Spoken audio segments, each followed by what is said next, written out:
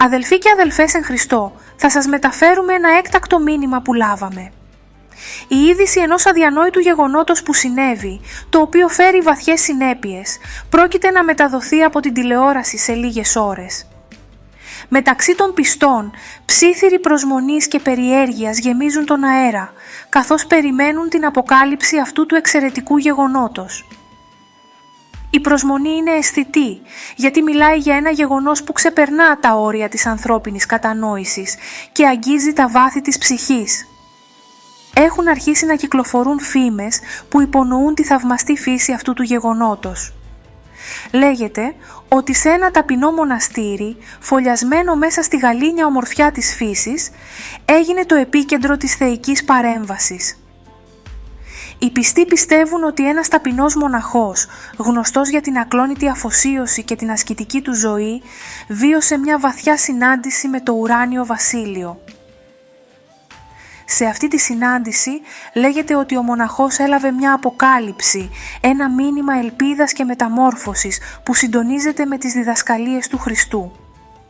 Αυτή η αποκάλυψη έχει τη δυνατότητα να ανυψώσει τις κουρασμένες καρδιές, να θεραπεύσει τα πληγωμένα σώματα και να πυροδοτήσει μια ανανεωμένη θέρμη στην αναζήτηση της Θείας Αλήθειας.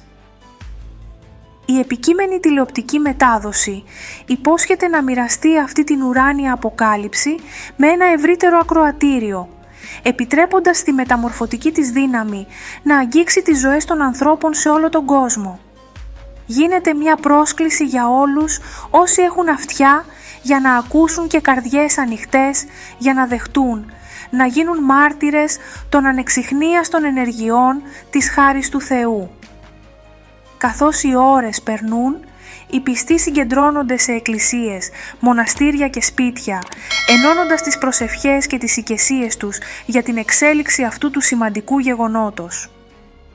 Η πίστη τους παραμένει ακλόνητη, γιατί κατανοούν ότι τα θεία μυστήρια συχνά ξεπερνούν την ανθρώπινη κατανόηση, αποκαλύπτοντας φευγαλαίες ματιές μιας πραγματικότητας πολύ μεγαλύτερης από το θνητό μας βασίλειο. Σε αυτούς τους αβέβαιους καιρούς, όταν ο κόσμος βαρύνεται από διαμάχες και απελπισία, η επικείμενη ανακοίνωση προσφέρει μία αχτίδα θεϊκού φωτός. Καλεί τις κουρασμένες ψυχές να βρουν παρηγοριά, ελπίδα και κατεύθυνση στην αγκαλιά της ακλόνητης αγάπης του Θεού. Καθώς οι δείκτες του ρολογιού πλησιάζουν στην καθορισμένη ώρα, οι πιστοί σκύβουν το κεφάλι στην προσευχή αναζητώντας καθοδήγηση και φωτισμό. Περιμένουν τη μετάδοση με καρδιές γεμάτες προσμονή, γνωρίζοντας ότι μέσα σε αυτό το αδιανόητο γεγονός κρύβεται η δυνατότητα για πνευματική αφύπνιση και μια βαθιά συνάντηση με το Θείο.